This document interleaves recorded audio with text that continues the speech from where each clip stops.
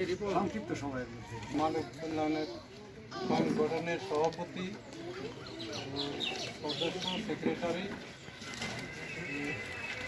অত্র এলাকার গ্রামের মুরব্বী বোন, সমাবেশী ভাই এবং পর্দার আড়ালে মা ও বোনেরা, আসসালামু আলাইকুম।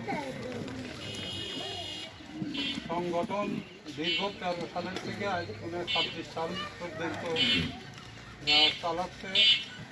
দেশের গরিবগুলি যারা শিক্ষা প্রতিষ্ঠানে আছেন, কোরআন শরীফ পড়াচ্ছেন, আরবি লাইনে কোরআন শরীফ পড়া, অনেক ছেলেপেলে কোরআন শরীফ দান করেছে। এরপরে ওই প্রতিষ্ঠানটা বেতন দীর্ঘদিন চালাচ্ছে একজন শিক্ষক আছে, রৌনকা মসজিদের একজন ইমাম, সে দায়িত্বপূর্ণভাবে চালায়।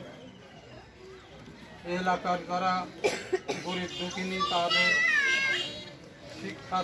শিক্ষাতে অনুদান দেয় এবং চিকিৎসাতে অনুদান দেয় এবং প্রত্যেকটা ঈদে যে তারা যতটুকু পারে তারা অনুদান দেয়।